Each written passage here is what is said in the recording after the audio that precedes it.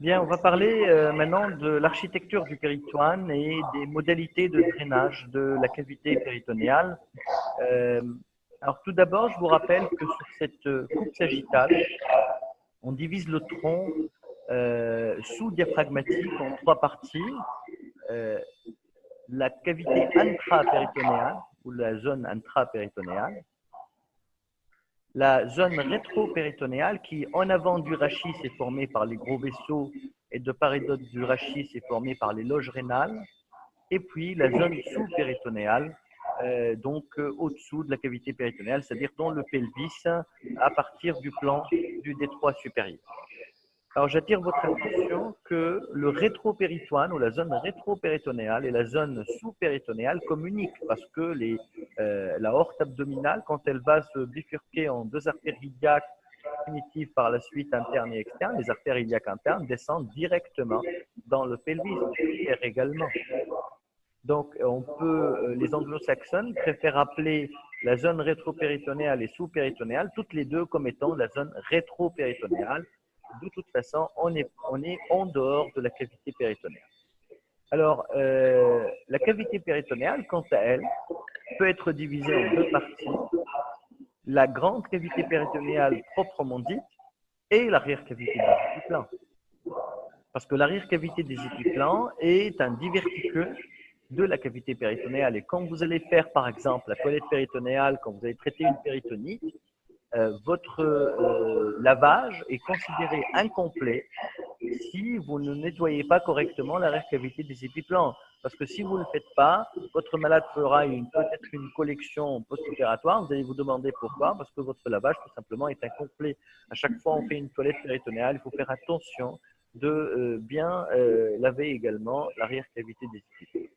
Alors, cette grande cavité péritonéale est également divisée en deux étages par le mésocolon transverse, l'étage sus-mésocolique et l'étage sous-mésocolique. Alors, l'étage sus-mésocolique est vascularisé totalement, entièrement par le tronc cœliaque, concernant le foie, l'estomac, la rate et la partie sus-mésocolique du duodénopancréas. Alors que l'étage sous-mésocolique, c'est l'étage grélocolique et il comprend la partie inférieure, c'est-à-dire la partie inférieure le D3, le D4 et puis le grêle et le colique. Ces deux étages vont communiquer par l'intermédiaire des gouttières pariétocoliques droite et gauche et également par l'espace situé entre le grand omentum et la paroi abdominale antérieure. Alors là, vous avez sur ce schéma l'étage sus-mésocolique, la racine du mésocolon transverse. Là, vous voyez que la partie inférieure de la tête du pancréas et du duodénum sont sous-mésocoliques. Et puis, les deux étages communiquent via les deux gouttières pariétocoliques, gauche et droite. En sous-mésocolique, cet étage est divisé en deux par la racine du mésentère, de façon que vous avez une loge qu'on appelle dextro-mésentérique, à droite, et à gauche, la loge sinistro-mésentérique. On dit assez souvent que c'est la loge sinistro-mésentérique qui communique directement avec le Douglas. C'est pour ça qu'il faut bien s'assurer d'un lavage suffisant et efficace de la loge à droite du mésentère parce qu'elle ne communique pas directement avec le Douglas. Alors, l'arrière-cavité des épiplans, je pense qu'on en avait largement détaillé tout à l'heure. Alors, pour le péritoine pariétal, alors vous avez le péritoine pariétal diaphragmatique, à l'exception de cette aire extra-péritonéale du foie. Et là, vous voyez que le péritoine s'arrête à ce niveau parce que le foie s'est développé à ce niveau. Vous avez le péritoine pariétal latéral et antérieur, on n'a pas sur ce schéma pour le moment. Vous avez la racine du mésocolon transverse, la racine du mésentère et le péritoine pariétal pelvien. Regardez ici, vous avez l'insertion du mésocolon ascendant, du mésocolon transverse et du mésocolon descendant, du mésocolon sigmoïde jusqu'au mésorectum. Et là, regardez bien, depuis la racine du mésentère jusqu'au mésorectum, c'est la même ligne. Regardez, on part du mésentère, donc le péritoine qui est toujours un feuillet continu, on va sur la même ligne colon descendant, racine du mésocolon sigmoïde avec les deux racines horizontales et verticales et puis mésorectale. Là, c'est une vue qui vous montre la face profonde de la paroi abdominale antérieure avec le ligament rond qui vient du foie, la dépression ombilicale. Et là, vous avez ici, on verra par la suite tout à fait ici, là, l'ombilic c'est en haut. Et vous avez sur le péritoine pariétal antérieur plusieurs reliefs. Alors, de la vessie part un relief médian qui va jusqu'à l'ombilic, c'est l'ouraque. Alors, c'est quoi l'ouraque? C'est en fait un canal embryonnaire qu'on appelait auparavant la lantoïde. Et ce diverticule allantoïdien en ouraque, c'est un canal qui faisait communiquer la vessie avec le cordon ombilical. Ce canal se ferme à la naissance et toute communication entre la vessie et l'ombilic s'estompe. Alors, s'il persiste une communication, c'est tout simplement une fistule ourakienne ou une fistule vésico-ombilicale, où on peut avoir même plutôt des kystes qu'on appelle les sinus ou les kystes de l'ouraque, qu'il faut enlever parce que toujours il y a un risque théorique de cancérisation de la calotte vésicale à ce niveau. Et actuellement, on procède toujours par voie. Alors, le malade consulte assez souvent pour des écoulements purulents, fétides de l'ombilic. Et en faisant l'imagerie nécessaire, assez souvent une échographie, un scanner ou même une IRM avec une vérification de la stérilisation des urines par des examens bactériologiques des urines, assez souvent on est amené à opérer le patient par voie célioscopique. On va aller réséquer ce canal en commençant depuis l'ombilic jusqu'à en arriver au dôme vésical et on extrait ce canal en fin d'intervention. Alors, de part et d'autre de ce canal de l'ouraque, vous avez à droite et à gauche deux autres reliefs. Ce sont les reliefs des artères ombilicales. Et plus en dehors, vous avez les reliefs des artères épigastriques. Et là, le péritoine qui couvre toutes ces structures vasculaires va dessiner trois fossettes.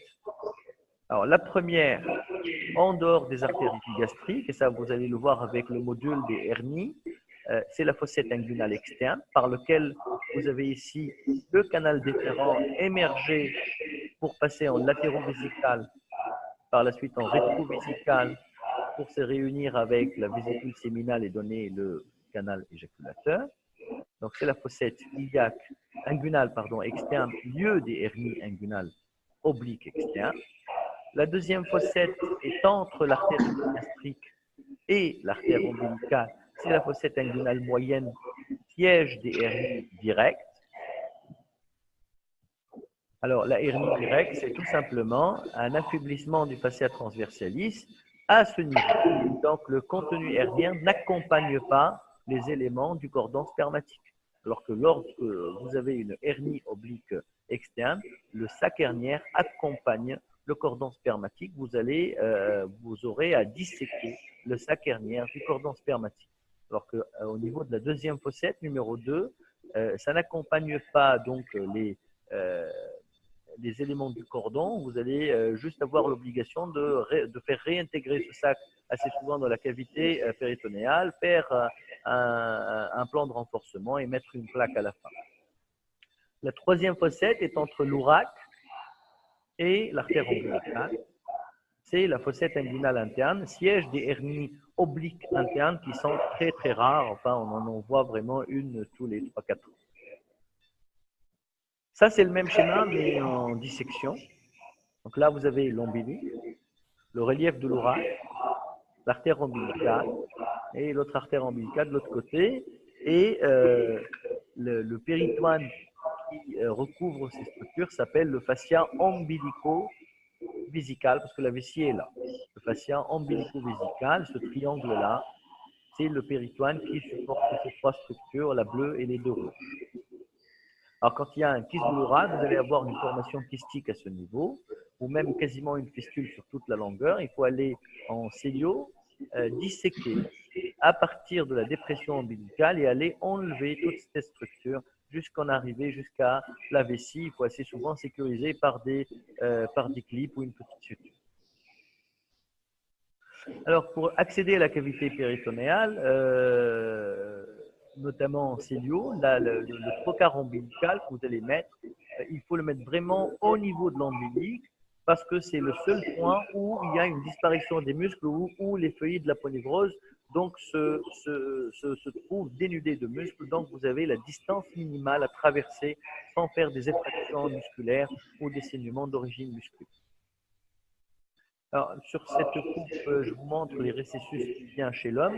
Alors, la petite différence entre l'homme et la femme, c'est que le cul-de-sac de Douglas, c'est le cul-de-sac recto-vésical chez l'homme, qui se poursuit par son point le plus bas, par l'aponévrose de Denon-Velier, qui sépare le rectum de la prostate et de la vésicule séminale. C'est votre plan de dissection antérieure dans la chirurgie du rectum. Donc, lorsque vous disséquez, vous allez ouvrir le cul-de-sac de Douglas, refouler la vésicule séminale en avant ainsi que la prostate et aller dans ce plan-là en évitant les plaies prostato-séminales. Alors que chez la femme, le cul-de-sac de Douglas, c'est plutôt le cul-de-sac recto-vaginal ou recto-utéro-vaginal. Et puis, donc, la dissection antérieure du rectum dans le cadre des cancers du rectum, après avoir ouvert donc, le cul-de-sac de Douglas, le grand piège, c'est de ne pas respecter le fascia recto-vaginal et d'aller faire des plaies de la paroi postérieure du vagin. Vous comprenez également que l'extension locorégionale des tumeurs antérieures du rectum peut se solder chez l'homme plutôt d'un envahissement vésico-séminal. On peut avoir des fistules recto-vésicales chez l'homme avec des fécaluries de la pneumaturie, alors que chez la femme, c'est plutôt des fistules recto-vaginales. Et on a exceptionnellement des fistules recto-vésicales chez la femme parce que la vessie est naturellement protégée par le passage du vagin. Alors là, vous voyez le cul-de-sac de Douglas chez la femme, entre le rectum et l'utérus, ici. Vous avez là l'utérus, les annexes, et à droite et à gauche. Là, c'est le cul-de-sac de Valder. Alors, juste une petite remarque. Là, vous avez le rectum, le cul-de-sac de Douglas entre l'utérus et le rectum. Et là, c'est le cul-de-sac de Valder. Et l'urtère passe, c'est-à-dire l'urtère en latéro-rectal n'est jamais en contact du rectum. N'ayez pas peur, l'urtère passant en dehors de la fossette de Valder, du cul-de-sac de Valder. Donc, si vous ouvrez votre plan de dissection latéro-rectal au niveau du fond du cul-de-sac de Valder, vous ne risquez rien pour l'urtère à ce niveau. Là, c'est l'utérus avec des fossettes également entre la vessie et l'utérus. Vous allez peut-être voir ça avec le module de gynéco. Là, la disposition du pancréas en sus et en sous mésocolique. Alors, pour le drainage du liquide péritonéal, on a deux étages, un étage sus-mésocolique et un étage sous-mésocolique. Alors, pour l'étage sus-mésocolique, vous avez ici la loge sous-phrénique droite qui communique directement avec la gouttière pariétocolique droite. La loge sous-phrénique gauche communique directement avec la loge, avec la gouttière pariétocolique gauche, qui se prolonge vers le Douglas, le point le plus déclivé du péritonéal. La même chose pour la gouttière pariétocolique droite, donc c'est le même trajet à droite et à gauche.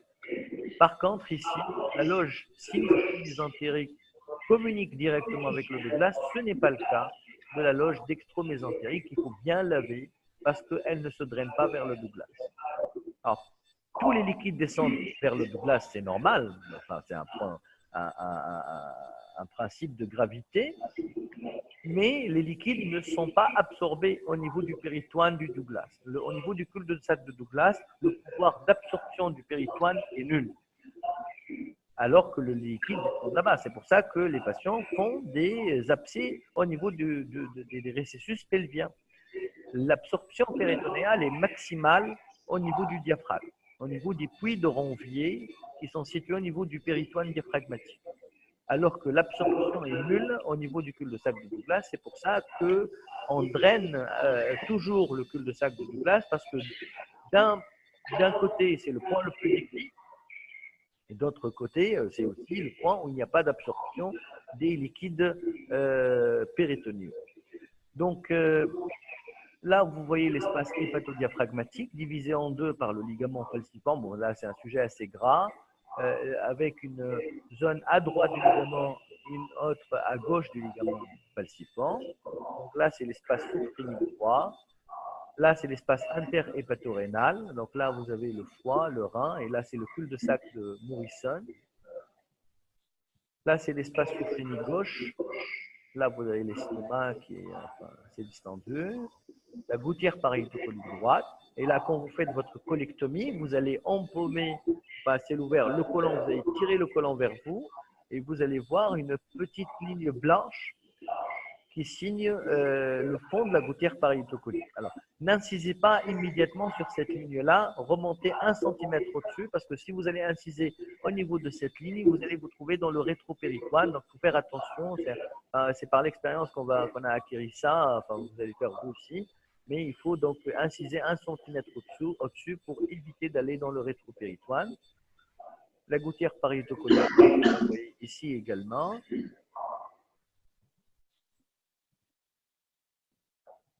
Alors, pour le drainage du liquide péritonéal, on a vu les différents espaces, les gouttières parieto-coliques, droite, gauche, les espaces sophréniques. Alors, vous allez mettre vos drains en fin d'intervention, par exemple au cours des cours d'une péritonite ou autre, dans ces espaces d'équilibre, c'est-à-dire dans les loges sophréniques droite, gauche, dans le Douglas et dans les gouttières. Alors, faites attention, vous avez plusieurs modes de drainage. Essentiellement, vous avez les drainages passifs et les drainages actifs.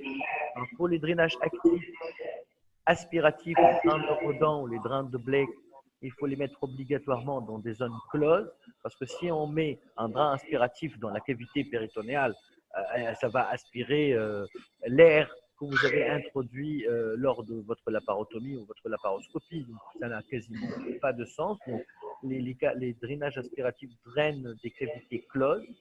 Alors, les drainages passifs drainent par capillarité du niveau le plus haut, enfin par différence de potentiel. Reste pour la chirurgie pelvienne, il y a aussi les drainages par capillarité, notamment les modules, le drainage par drain de Miculix. C'est vrai que c'est un peu agressif comme module, mais c'est très efficace. En fait, le principe est de mettre lors, par exemple, soit pour les nécrosectomies pancréatiques ou pour les péritonites assez avancées pelviennes, on met donc des modules de compresses ou de mèches à prostate, des compresses assez longues avec des fils guides, et on les tasse au niveau du cratère septique, et on sort les mèches à travers la cicatrice et on ne ferme pas la cicatrice pariétale. Les mèches sortent comme une fontaine à travers la cicatrice. Ce qui fait que les liquides vont s'évaporer du milieu le plus humide vers le milieu le plus sec à l'extérieur. C'est pour ça que le malade, quand il est dans son lit, il ne faut jamais mettre le drap au contact de ces mèches. C'est pour ça qu'on met un arceau métallique au-dessus du patient et que le drap va passer au-dessus de l'arceau pour laisser toujours un espace où les liquides s'évaporent pour ne pas donc gêner ce phénomène d'évaporation.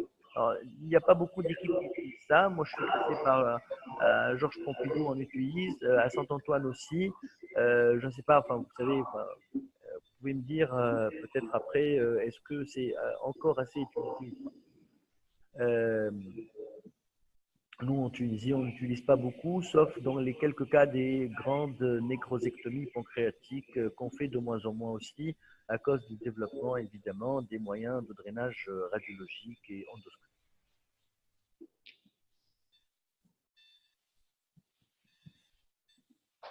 Alors, pour les nécrosectomies pancréatiques, alors là, le débat se pose sur la situation du pancréas. Est-il intrapéritonéal ou est-il extrapéritonéal? Alors, là, vous voyez qu'on a sectionné le grand épiplan à l'aplan de la grande courbure au niveau du ligament gastrocolique. Et là, en réclinant l'estomac par une valve, on tombe sur l'arrière-cavité des épiplans et on tombe directement sur le pancréas.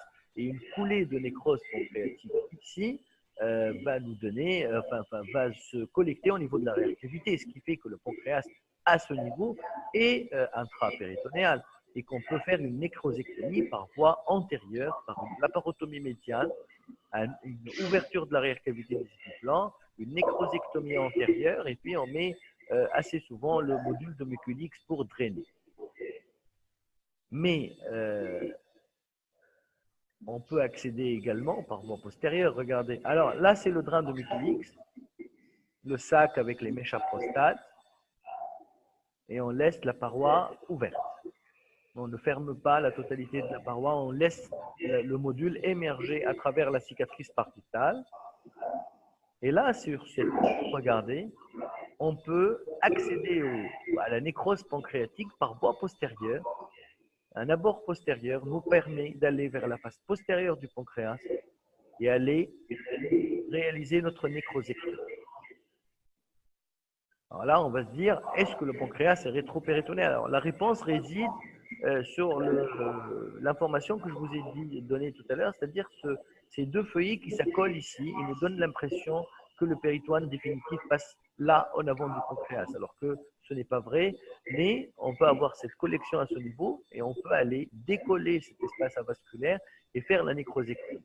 Alors l'avantage de la voie postérieure qu'on assure par des incisions lombaires ou latérales sur les lignes axillaires antérieures et moyennes, c'est que ça va, après avoir traversé les muscles de la paroi lombaire, ça va nous assurer un abord électif pour le pancréas.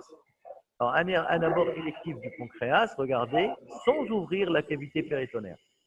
Donc là, on ouvre, on accède, on fait notre nécrosectomie, on fait des lavages, on met des modules de drainage sans ouvrir la cavité péritonéale. Alors, c'est peut-être une voie qui est un peu plus difficile que la voie antérieure parce qu'on ne la pratique pas tous les jours, mais c'est une voie élective qui nous évite de contaminer la cavité péritonéale. Alors là, par la suite, on met des modules de drainage. Dans ce cas-là, sur le schéma de l'EMC, ils ont mis des lames ondulées de Delbé. On peut mettre des lames ondulées ou des modules drains, des sondes de Salem, des drains de Blake actifs. Et puis également, on peut mettre des modules de Muculix. Là, c'est un module drain-lame qu'on a introduit par notre cicatrice rétropéritonéale, par notre abord rétropéritonéal, en étant derrière la cavité péritonéale. Vous voyez ici la rate, le péritoine pariétal postérieur définitif, sans aucune effraction de la cavité péritonéale.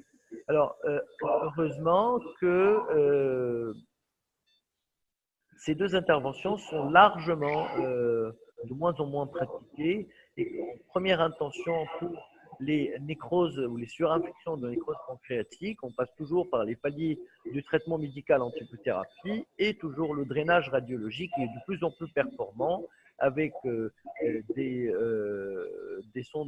modules de drainage et des kits de drainage assez intéressants, moyennant des irrigations, aspirations et des lavages quotidiens par du sérum physiologique ou du sérum avec de la bétadine ou avec, il y a plusieurs procédés.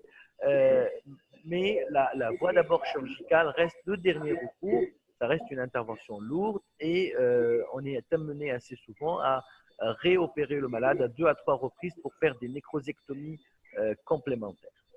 Voilà, c'était pas long pour ce deuxième exposé. Je vous remercie pour votre attention et puis bon courage pour le reste du DU et pour votre internat dans les différentes spécialités. Voilà, est-ce qu'il y a des questions?